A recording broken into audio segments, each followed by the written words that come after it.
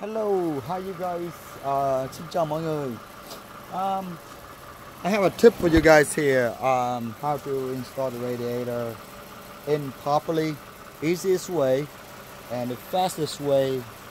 Save your time and don't cut your fingers because you have to do anything that you don't need to. Okay, when you pull the radiator out, make sure you swap out the hole for the transmission.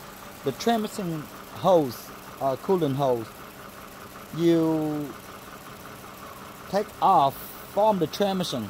Do not pull the hole from the radiator. Okay, it's easier and it's less leaks.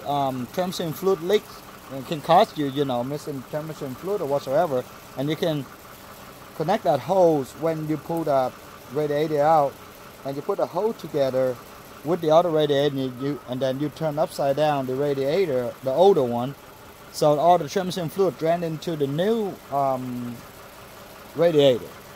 And so after that, when you put it in, you just install the radiator in first by itself without the cooling fan.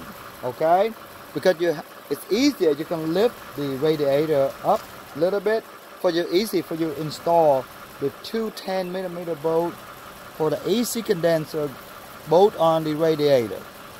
Okay, and then you can install the two 10mm bolt on top for the AC condenser. But anyhow, when you take off with a wrench. But when you install it, you can use in socket because the radiator moving freely.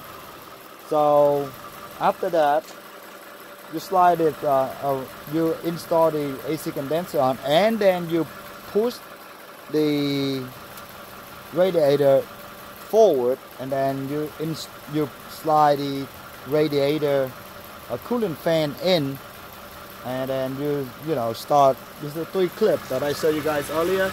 The clip right here, just push in and then lock it up on this Lexus. And so after that, you slide this supporter bar, the last supporter bar in. Remember, install the bottom bolt, the one nut. You take it off from this beam, go all the way down. You only take that bolt off. That's the only one you take off. That one, this one, this one, this one, and this one to remove the supporter beam. Okay, and then you install that bolt first, and then you can put this 4 in to secure afterwards. So, but remember, plug all the wires in first before anything else. So I think that's all I can share with you guys today, and I just follow up with you guys on this video that I finished the job, and I was on the phone talking and all this stuff, and taking the breaks and stuff. But this, unfortunately, you can do this within an hour. I don't know how much the repair shop will charge you guys too, but that's it. It's only that much.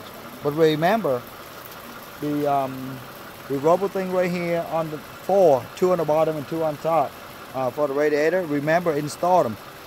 You take the radiator off. The first thing you do is swap the bottom one in right away, because you don't want to install the radiator that's in here. You forgot about it. End it up. You have to take everything apart again. It's a pain when you have to redo it, and save you time, because that radiator will bust if they don't have that 2 bushing on the bottom of the radiator. And this one to line up the supporter beam. So I said that's pretty good. But the way Lexus designed this, it's kind of hassling to replace the radiator. It's just like a Toyota Avalon 2004 and newer. Okay guys, and thank you for watching my video, and I just share some with you guys so you guys know what to do and easiest way to finish this job. I hope it helped you guys a little, and I appreciate it that you guys give me a thumb up and subscribe to my channel. And then I'm just starting with YouTube, so if I do something wrong, hope you guys understand and forgiving me for that. And I appreciate your time for watching my video, and thank you and have a good day. Goodbye now.